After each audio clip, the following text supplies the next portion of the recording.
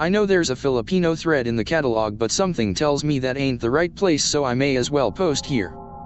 Outside of the cities, people here treat superstition as a part of everyday life, with witch doctors, the legit ones anyway, on the same standing as actual medical practitioners, and encounters with monsters treated as an unfortunate but inevitable fact of life. Be 8-year-old Flip Dude. Live in rural town at the foot of a mountain range spanning the length of the island we live on. Neighborhood where we live in is right next to the town center. Neighborhood is holding a basketball tournament in the street. It's like a mini fiesta with almost everyone turning out to watch it. Neighbor just gave birth and is staying behind to watch her infant son. Her house is basically a bamboo hut, raised on stilts with the space underneath usually left open and used for storage, pick-related. She heads to the bedroom to check in her kid. She sees a long, hairy arm poking through the floorboards. These huts usually only have a single layer of bamboo planks as flooring, and trying to reach the baby's crib. Neighbor screams. Everyone outside hears and her husband and relatives rush towards the hut. The arm darts back under the floorboards and several people see a large black dog bolt from under the hut, running out towards the town outskirts. It's a Aswang. The neighborhood cancels the basketball tournament and organizes an impromptu armed watch for the next 2 weeks, since Aswangs are known to stick around and wait for their prey to become vulnerable. The police station just a few blocks away officially does not endorse superstition-induced hysteria, but quietly steps up a road patrol for the duration. This goes on until the neighborhood felt they discouraged the Aswang from pursuing the kid. It's a bit anticlimactic, but the vast majority of these attacks end this way. For context, Aswangs are similar to Native American skinwalkers, in that they are people who use black magic to shapeshift into monstrous versions of animals, like dogs, birds, and boars. By day they are often described as old and wrinkled people living alone in isolated shacks in the jungle. At night they take on the forms of black animals to hunt. They have a taste for offal like the livers of women and children, and are known to stalk chosen prey over a period of days or weeks. While they are more often than not loners who voluntarily turn in shape-shifting monsters, it is not unheard of for them to turn unknowing victims, usually strangers and drifters, into more Aswangs, usually by offering a stranger food or drink laced with their saliva in a process called a yanga. If consumed, the victim will slowly gain an appetite for increasingly strange meats, until they lose control of themselves and consume human flesh, at which point they will become a full-fledged Aswang. The process can be reversed by an albulario or medicine man so long as the victim hasn't consumed human flesh. They've been around for a long time, with Pigafetta's official account during Magellan's arrival in the Philippines recording an incident of an Aswang stalking.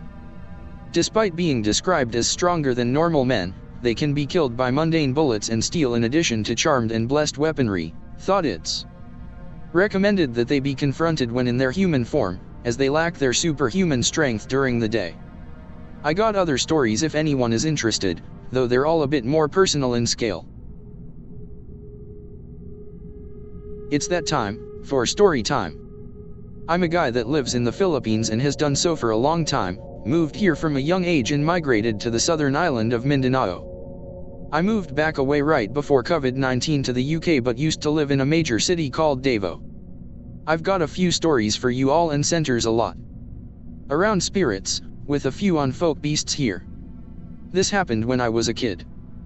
Be half crap mixed child in hut with Filipino senpai. Called Bahay Kubo, pick related. Dad's a seaman so no dad in shit hut until we get some money. Am oldest kid with little sister on the way. Sleep with my mum in one room with grandparents in another. Monsoon season so freezing balls off and hand me down clothes. Can't sleep, so I read most of the night by candle.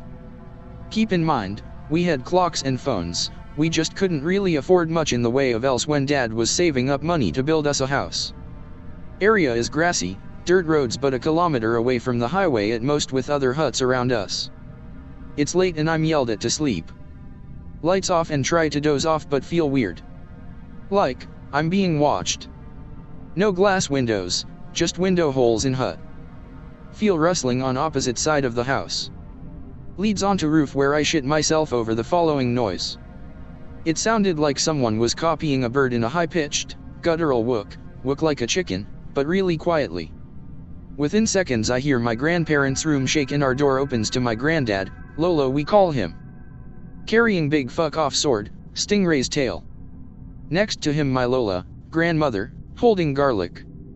She hangs it from window, Mum is stressed. She tells her there's a whack on our roof. Basically, Filipino bird vampire that enjoys eating babies, children, adults, using talons and beak to tear and consume the hearts of their prey.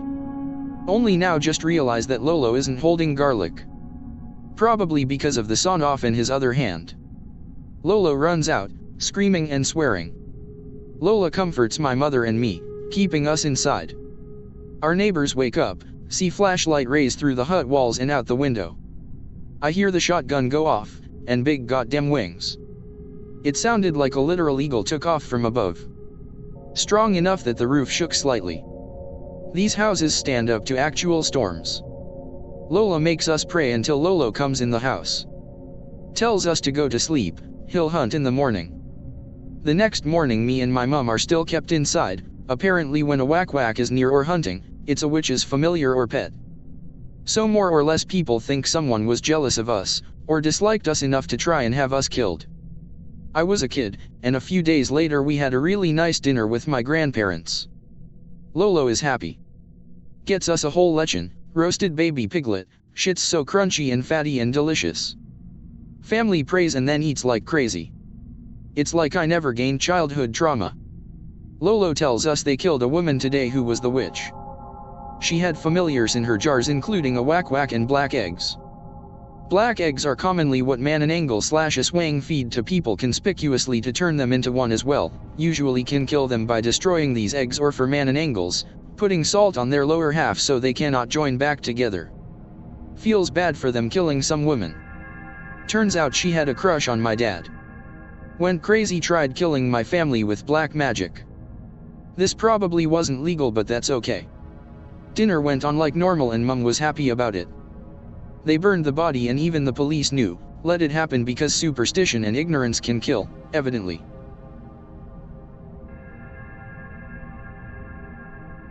Can you tell us about Dukuns and Tuyuls please? I've never heard of Dukuns here, I'm sure we have a different term, but Tuyuls I know from my Malaysian/Indonesian friends. In the Philippines we call them Tianaks, and I had an encounter with one when we moved to our new house. Few years later, Dad builds us a house with the help of Mum's family. Sheet metal roof and thick concrete slab walls with wooden support beams. Sturdy as hell, just not very pretty. Pick related, no wood unless wood supports hidden in the roof. Been living a few months here, general area is still forested and real concrete roads are still here and there. Tender age of 9 and about to start school in a few days at a nice school. Hyped about friends. From the moment we move in we befriend the neighbors and local police. Area sketchy cause not super developed yet, and 2 roads away laid a whole jungle more or less. Finally have own room. Big dresser and mirror opposite my small bed. Dresser stacked with tons of stuffed toys. Bears and Mickey Mouse rip-offs but none human looking. The night before school I wake up. It's like some bad hour of the night always. On top of the dresser I hear whispering. Raining hard outside, roof is loud, so this whispering must have been normal speaking. Eyes strain to adjust, but slowly I see something replaced. A toy bear. Scared because it's twitching. What the fuck, man? It's small, really small. Baby-sized. Fear makes my eyes focus properly. It has weeping eyes and red, pink-red skin. Its mouth is moving really fast. Its head begins to spin. Like an owl, but all the way around. I start screaming, howling. I have never felt this much fear before. It looked like a fat fetus. Mum runs in, turns on the lights. It immediately vanishes, the noise it made just echoed away. Could not sleep in that room anymore. It genuinely still makes me shake because you could smell the iron in the air. It never happened again, but heard lots of babies crying outside my window in the night for the duration of our stay there. Hey Kriyas, half flip here. I lived in Manila for a good while but only had one strange experience to call my own, and it wasn't too scary. My mom's told me some interesting stories from her childhood in Baikal. 1970s, very rural and undeveloped area. No proper roads, no electricity, etc. Because there was no hospital nearby, for God knows how long, people would have miscarriages and bury the fetus out in the jungle. Because of this, when someone in the Baranai gave birth, you would hear the crying of babies coming from the woods until the child was born. Another story my mom told me, this happened to her cousin, and took place back in the 70s as well. Cousin got a teaching job in a different village. To reach the town she had to walk through a path in the jungle. Got lost, and as the sun started going down, she came across a family living in a hut. Family offers to let her stay the night. She accepts because fuck walking through the jungle at night. The whole family sleeps on the floor of the single-room hut. She joins them and drifts off to sleep. Middle of the night, she wakes up to the sound of talking. She is alone in the room besides the family's teenage daughter, who is still asleep under a blanket. Creeps to the window and peeks out, and sees the family preparing a big pot, talking about killing and eating her as a sacrifice to whatever it was they worship. She immediately gets the fuck out of there, sneaking back to the path and hurrying away.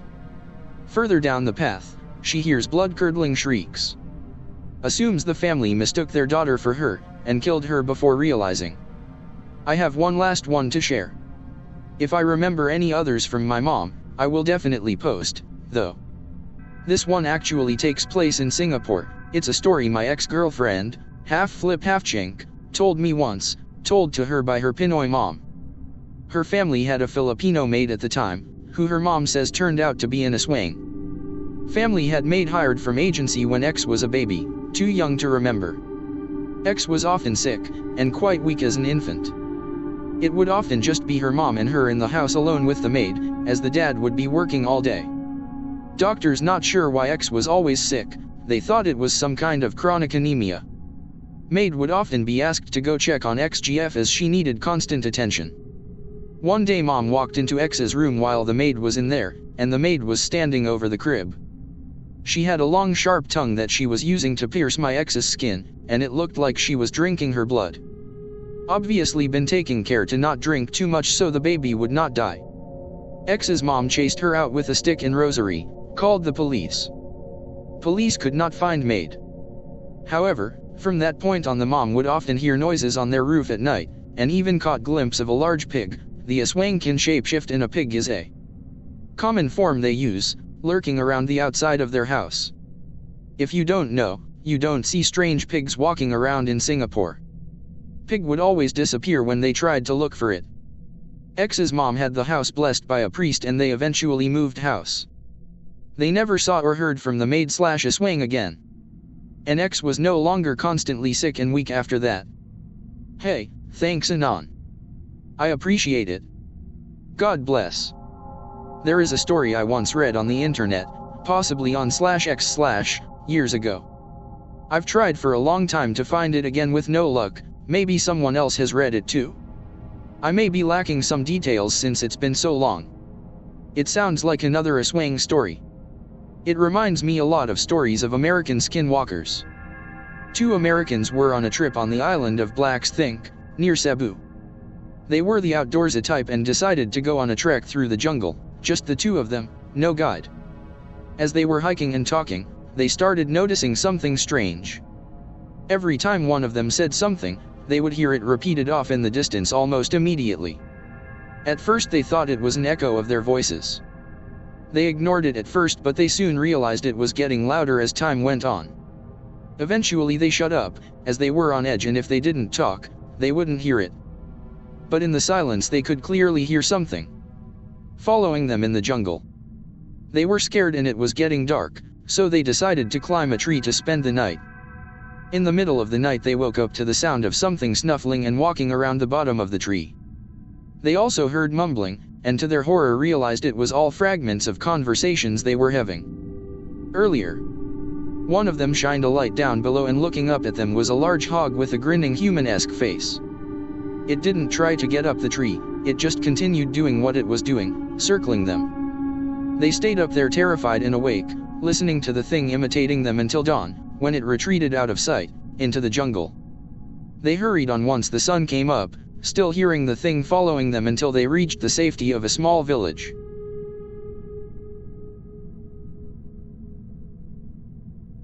Here's one I've been wanting to post. Be me. Get hired to work at a small local business. It's in a very decrepit old building that looks abandoned. My job is 4 p.m. to 8 p.m, everybody leaves at 4 p.m. so it's just me in the building finishing up, and then I have to lock the doors and turn on the alarm. First night alone I go to the basement to make sure everything is off. Something catches my eye in the corner.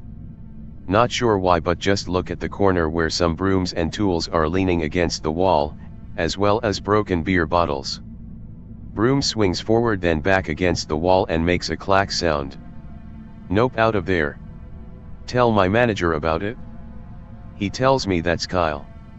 An old alcoholic who died working there, used to black out and sleep in that basement.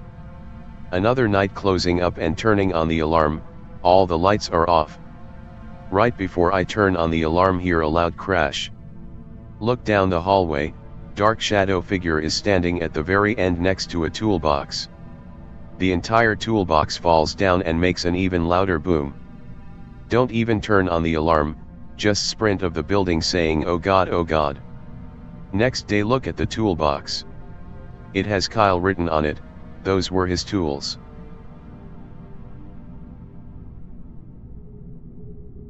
I will try to green text this but am not good. Be honest. Zone out a lot. Struggle to pay attention. Be in math class. Zoning out as usual. Notice something different this time. Physically leaving my body. Arms go numb and everything starts to look small and far away. See only blackness after a few seconds. Hear a voice that sounds like it's coming through a walkie-talkie. Voice isn't speaking English. Try to speak but no words come out. See a light in the blackness. Flow towards the light trying to wake up. Cold fingers that feel like metal wrap around my ankle before I get to the light. Hear weeping on the other side of the light.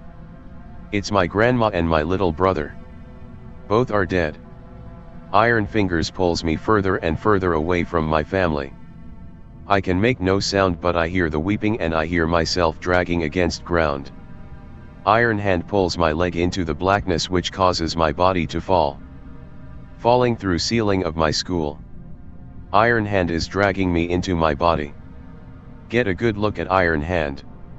Dude literally has what looks like a metal hand with a single buff as fuck arm. He is hunched and has a fucked up eye that glows yellow while his other eye looks like mine. His skin is alabaster and covered in scars. No mouth, just blank alabaster skin stretched like where a mouth should be. I finally get to my body and wake up. I had a seizure and fell out of my desk and hit my head really hard. Surrounded by EMTs doing CPR and putting me on a stretcher. Anons, I think I almost died and something stopped me.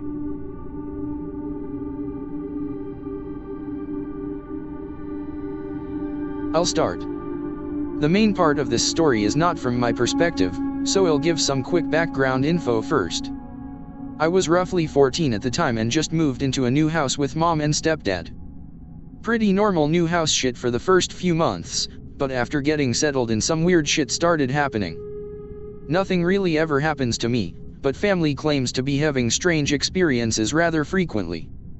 Almost every night my mom and stepdad would say that randomly between 11 p.m. and 2 a.m. someone would open their bedroom door and come into their room and violently kick their bed frame.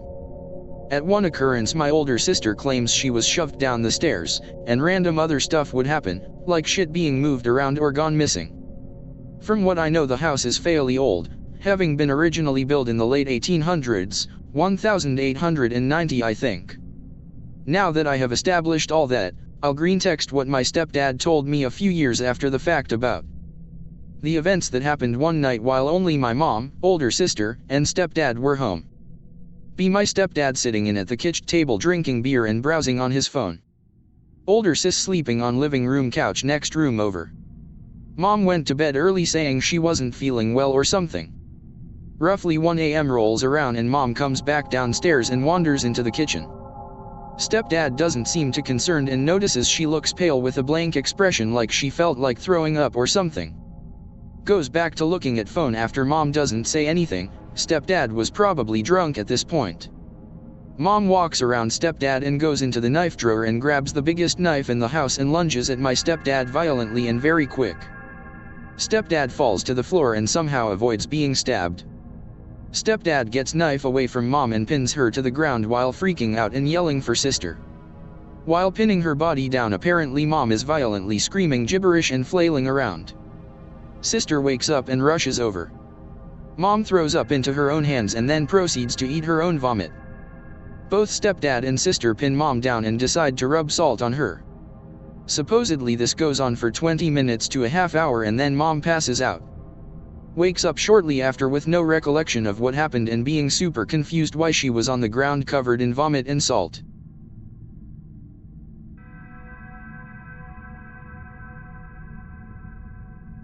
Posted this the other day but didn't get much attention, so I'll repost it here.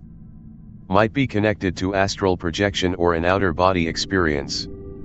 Go on holiday when I was about 6 or 7. Just me, my sister and my mom. Yes, I'm Brit dude. Older brother says he doesn't want to go.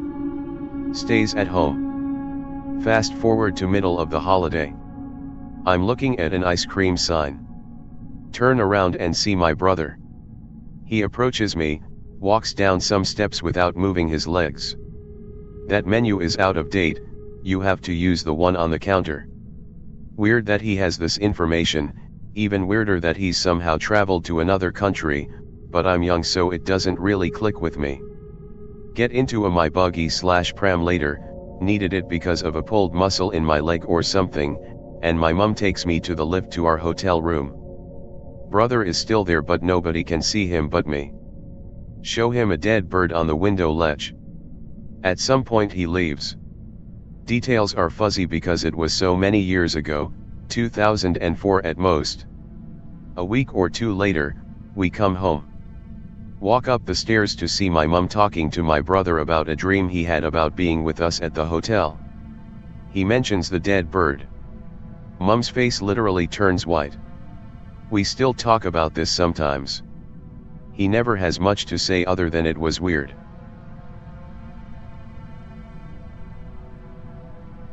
I don't really have retarded players, I only play with my friends. But if we're sharing times that the players were dumb as shit, oh man. It's gotta be tiny door. Have 2 4-player groups. Group 1 contains roommate, group 2 contains 2 girls, one of the girls' brothers, and me and roommate's oldest friend from middle school. Roommate and old friend always lament they don't get to play together. Group 2 coming over to play on Saturday. Roommate is free. Roommate plays a goofy-ass psychotic warlock who is known for doing inexplicable things around water. Group 2 is traveling to investigate a spooky lighthouse, Tower of Storms from Ice's Pier Peak. Decide it's a good time to pull a surprise crossover episode. Group 2 shows up Saturday and roommate hides his car and stays in his room. An hour in, Group 2 is halfway across the rocky land bridge to the lighthouse. Describe goofy warlock crawling out of the ocean up onto the land bridge in front of the squad. Roommate strolls into the room and slaps down his character sheet. Cameo moment achieved, everyone is hype. What none of us know, including me, is that roommate is already 5 beers deep. Session meanders along to the final battle, a single half-orc spellcaster. Should be an easy fight. Roommate has had about 5 more beers by now. Old buddy and the girls immediately initiate their try-hardest game plan, hold person plus moonbeam while the fighter wails on him. The brothers and roommates' PCs are still standing over by the door while giggling to each other OOC. Old buddy and the girls intensely concentrated on the fight. Okay roommate, it's your turn. This is the only door to this room, right? Yes. I'm going to use my illusion magic to make it appear to shrink down until it's really small. Everyone just stares at him. Haha, okay man, it appears to be small. Brother and roommate snicker hysterically. Okay brother, it's your turn. Okay. Can barely talk through the laughter. I'm going to use my illusion magic to make myself appear really small. Okay. Old buddy and the girls at this point like, what are you guys doing? Neither one can contain fits of laughter at this point. They are literally crying tears. I'm GPFT, ha, I'm gonna walk through the tiny door. Roommate screams tiny door. Everyone else just lost for words. Okay, you like, open the regular door, at regular size, but to everyone else it definitely looks like you're tiny and you walk through the tiny door, and you're outside the room. They are howling and pounding on the table. Both of them. Does he see it? Does he see it? I describe the half-orc's eyes shifting over to the door as he's frozen in hold person getting his face melted by a moonbeam, and say a flash of confusion flickers across his features. They absolutely go apeshit like this is the greatest achievement in the history of RPGs. Old buddy is bewildered, amused but taken aback. The girls are just silent. I think one of them may have tossed out a what the fuck. Encounter ends in one more round with those three destroying the half-orc easily and roommate just walking triumphantly through the tiny door. Session ends with roommate completely inconsolable. Everyone leaves? Both girls say roommate is never allowed to play with us again. It's been a year and a half now and he still hasn't. Him and brother still talk about tiny door. Used to work with an events company. One event took us to downtown Houston, small party at the Houston Library. Anyone that's worked in this sort of job knows you often work split shifts. You set up before the event starts. Go home to get some sleep while it's going on. Then come back and work overnight to tear it down. Since this one was so small it was just me and a handful of guys. One of them goes off by himself to take down the lights. Let's call him George. George is on a big ladder by an upstairs window pulling lights. Pick related, George is by one of those arched windows on the left-hand side. I'm walking by and George stops me. Tells me he hears music inside the building. I listen and sure enough I can hear a violin. Figure maybe someone left a radio on. Tell George to just ignore it, it's not our job. But George tells me, it's moving. Not sure what he means. George says he's been hearing the music move past him, back and forth. I listen closely. The fucker's right. The sound of the violin is traveling from one window to the next, then back. Fucking ghost music. George is Hispanic and incredibly superstitious, so I tell him to hurry up before El Diablo gets him. Never seen him work so fast, kek. By the time we're done tearing down, everyone's aware of the ghost violinist. We stand there for a while staring up at the windows, listening to the music in the dark. Beautiful piece. Still wonder what it is to this day. Find out later the old groundskeeper used to play violin. He and his dog are said to haunt the building. Rest in peace, old timer. You were one hell of a fiddler. True dark nets are not nets at all. Tor and protocols like it are an anonymity and plausible deniability source. Actual dark nets are kept well and truly hidden, and cannot be found by any means available to the average channer. Trust me. Just one example, out of maybe 4 or 5 I have personal experience with, to illustrate what it takes. Do take special note that this involves a great deal of luck. Friend of mine works at a small car insurance broker's office and asks me to fix a problem with his computer not recognizing the office scanner on the network. This is not related, just how I ended up there. I brought my laptop, and notice a WEP wireless net with high signal strength. Out of curiosity I turn on a sniffer to pick out the password while I work on the scanner. Few hours later I'm leaving when I remember the sniffer. Got the pass, connected, poked around. So, it's a basic home network, one system online, with internet access. No firewall. Apparently no antivirus. For the hell of it, I drop in a backdoor before I leave. You never know what goodies you can run across. Well, I get home and really start digging through this computer. Just your average home computer. Most interesting stuff are some tax returns. There's a couple of text files that have what appear to be passwords, random characters, and a couple of names. Not much interesting, so I put my worm on it and leave it be for future use maybe. Weeks later I'm arranging some proxies for a few of my bots when I realize that there are 4 new bots I hadn't set up myself. What I figured later is that the owner of that WEP machine, my friend's boss, had taken a file from it on a floppy, which my worm happily infected, which then spread to a few more machines he used. This is where the interesting stuff begins. 2 of those machines had internet access, of course, but they had apparently never been used to actually access the internet. They both ran Windows 98, completely unpatched. They apparently had internet access only because they were physically networked with other machines that were used for internet access. Each of these machines had about 3 TB of storage, mostly appeared empty, but was actually packed near full of encrypted bytes. The stuff that was easily viewable included huge amounts of personal information including SSNs and tax IDs, names, addresses, lists of family and friends, sometimes pets, sometimes a lot of detail such as vehicle, clothing, height, weight, recent medical issues. Huge amounts of information. Not every listing had all of it, some were just a name. What they all had were dates. Couldn't make much sense of that. What I could make sense of were the bank accounts. Thousands, probably hundreds of thousands of account numbers, institutions, safety deposit boxes. All over the world. South Africa, Russia, Brazil. Everywhere. Nothing but the basic identifying information and another date, no note of what they might be. As I was picking through one of these 2 machines, I noticed a file being written. I figured someone was using the computer at that moment, but the only command events were coming from my worm. Nobody was using a mouse or keyboard. So then I figured it was an automated system process. Watched what it was doing for a minute. Then I realized the computer was communicating on another network that wasn't a protocol I recognized. Because I knew when it started writing and when it stopped, I was able to transcribe the entire file, which was about 78 megs.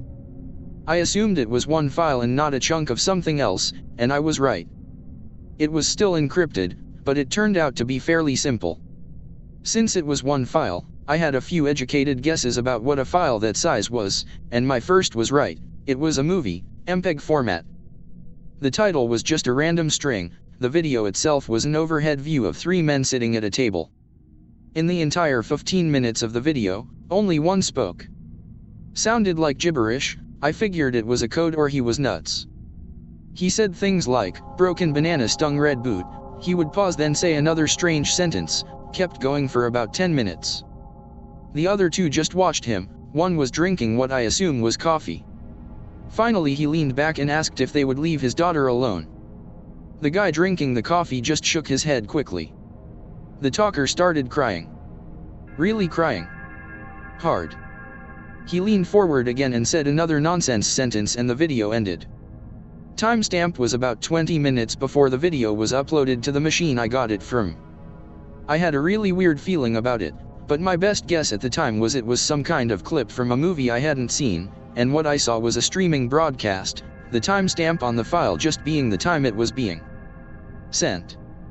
In it, the man that had spoken in the first one was crying like a baby as he had what appeared to be the corpse of a young girl, with her throat cut and blood all over the table that the 3 men had been sitting at in the first video. The other 2 men were still in the room, standing on either side of the room watching, smoking cigarettes. I didn't finish watching it, only got about a minute or so in before it sank in what I was seeing. I've seen a lot in my time. This was not a movie. I cleaned my traces from those systems and haven't looked back. What I'm still finding hard to believe is that, from the computer I'd originally hacked, these other systems got infected by a floppy. As near as I can tell, the 2 storage computers were on opposite sides of the globe, one in LA, one in Beijing. The WEP computer I'd found was in Dallas, and 2 of the other infected computers were in Winnipeg. As far as I know, my friend's boss had not left the country. His brother-in-law had been visiting at the time though. Be me. 6 years old. Come from an extremely poor family and live in a post-communist European shithole. Christmas of 1908. Instead of a stash of presents I got news about my parents dying in a car crash. Go to sleep after crying my eyes out. Wake up in the morning. There's a single box of chocolates there. Get freaked out but eat it anyway. Fast forward to today.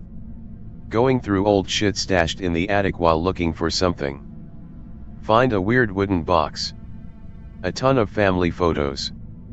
Spend an hour or two looking at them. Find this one. Spoiler: the date written on the back is December 24th, 1998. What the actual fuck did I just find? Who took the goddamn photo? I was alone at home on that day. Visiting Chinatown. Alone as usual.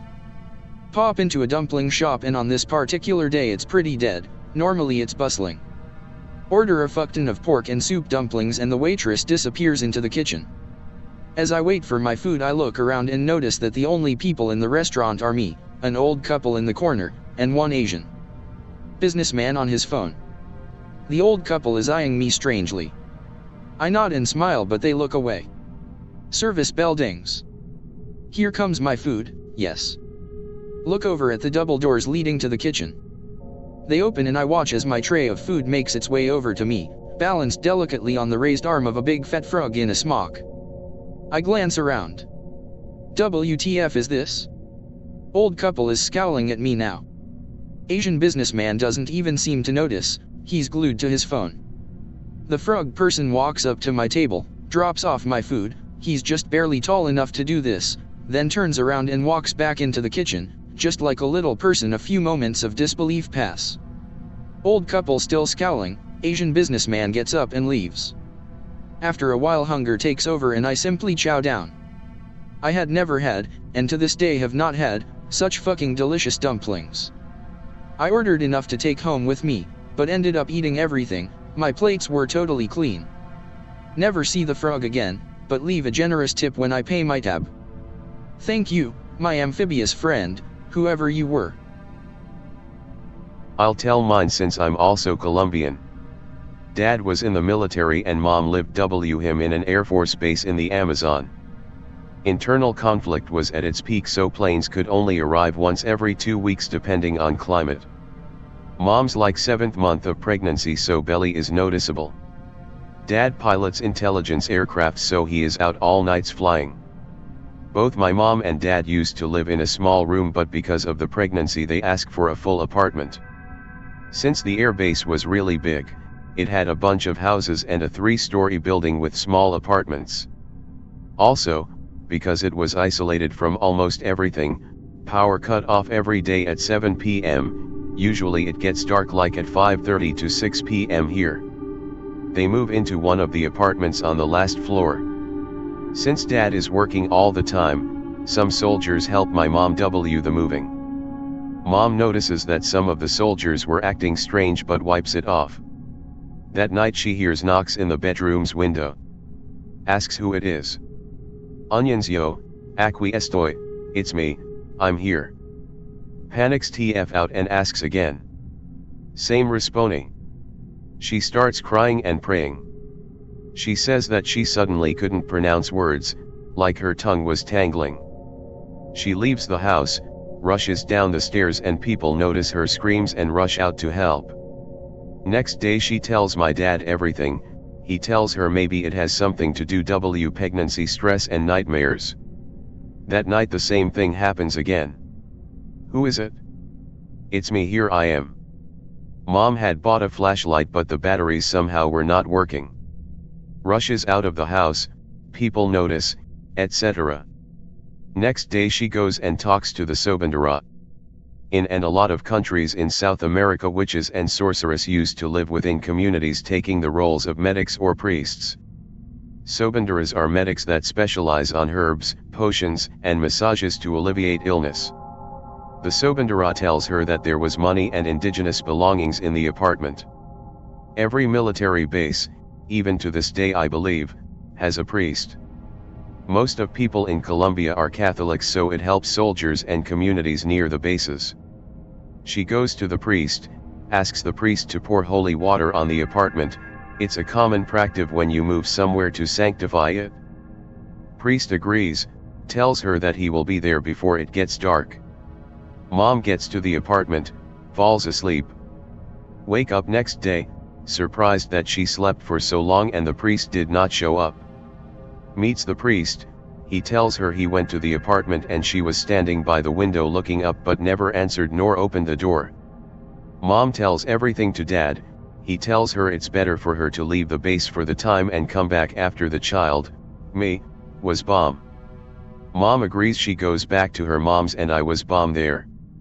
Dad was transferred to a major city shortly after I was born, so my mom never came back to the military base. Fast forward 15 years, Dad still in the military, divorced, I live with him. He was transferred back to that base but this time as the director of the whole military base. I move with Mom, still travel to the base almost all of my vacations. One time I arrive and there is this old lady walking near my house. Recognizes me, calls me by my name, asks about my mom. Figure it's someone who met me when I was a baby and I don't remember, so I just answer kindly. We chat for a bit, tells me her name, leaves. Tell Dad about the old lady and he tells me she was the Sobandera. Still creeps me out how she could recognize me and knew my name even though we hadn't met before and my dad never spoke with her. Me want to go stay for a weekend at my cabin. Nephew asks if he can come along. Why not, I guess. Nephew brings his gay little friend. Trying to relax in cabin but nephew and friend won't shut up. Talking about their horoscopes. Go outside but can still hear nephew and friend chatting in cabin like little girls. Gotta pee. Walk down trail to find a nice tree to piss on. Finish pissing. Go to pull up zipper and catch my tip in the zipper. Screaming in pain, my dick is really hurting. Start walking back to cabin still yelling and cussing up a storm. Catch sight of nephew and friend in window, both look scared shitless lol. Can hear nephew tell friend I've been replaced by a fleshlight. Don't understand, don't want to know. Well, time to sleep I guess. Both walk into my room while I'm getting ready for bed asking if I heard the screaming. Play dumb because embarrassed about catching my dick in the zipper like a tard. Nephew's friend looking at me really weird. Look back and notice he peed himself a little.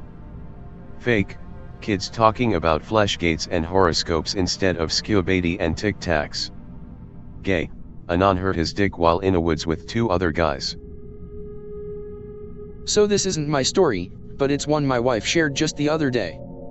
Not especially scary, but something that I as a skeptic found modestly intriguing. I won't go into much detail, but my wife coordinates big budget programs at a very important national landmark. I'm not going to name names, but if you're American or have any interest in American history, then you're already familiar with her workplace. It's a centuries-old property that receives many visitors each year, but which doesn't typically let non-employees enter the grounds after sunset, with the exception of a handful of candlelight tours each year, as well as the odd fireworks display. Anyway, to make a long story short, a small group of visiting professionals who are being sponsored by her organization showed up outside the site 2 nights back, buzzed security, and asked if there was any chance they could enter the grounds to take a picture of the strawberry moon. Security was purportedly a bit perplexed by the request, but surprisingly agreed to let them in. The officer who authorized the request told them that there were no other visitors or employees present, and that they could wander around the back of one of the main historic buildings to take their pictures, provided that they not act disruptive and leave within 10 to 15 minutes. So these people did exactly what they said they were going to do, took some pictures, lounged in some chairs for a few minutes, and then started heading back to the entrance. On their way back around the main building, they stopped to take a picture of the iconic facade when they noticed the very obvious flicker of flame or candlelight inside one of the windows. They told my wife that it was very clearly emanating from inside the building, and was too bright, vivid, and dynamic to have been a reflection or refraction. Furthermore, there were no outdoor sources of light. On their way out, they asked security to reaffirm whether they were the only persons on the property before telling one of the on-duty officers what they saw. The officer immediately went off to investigate, because A. Nobody else should have been on site, B. There are no artificial sources of light inside the building that would have been turned on or activated, and C. It's a fucking centuries-old wooden building and an open flame is very obviously a hazard. Security obviously didn't find anyone there, and there was no light by the time they arrived. Here's the part that I, as an actual skeptic, find intriguing. The visitors took photographs of the facade on their way in, which showed all of the windows being as dark and unlit as they should have been. They also took a picture of the light, which my wife showed me. It's honestly a little hard for me to explain. It's bright as fucking day, has a noticeably fire-like center, example much darker shades of red and orange at its base, and is in the approximate shape of a period-appropriate oil lamp. There's also a bluish ring around it, of the sort you get when you take a picture of fire. Beyond that, it also seems to be very much within the building. You can see some of the light reflected on one of the window panes. I'm going to try to post the pictures later. After checking with my wife, they're not mine to share, and they were just taken the other day by people collaborating with, and being sponsored by, her organization. If she's not cool with it now, I'll just try to crop them to a point where the building isn't recognizable. So not super fucking scary, but I don't believe in any of this shit and found it spoopy enough to not have a good explanation.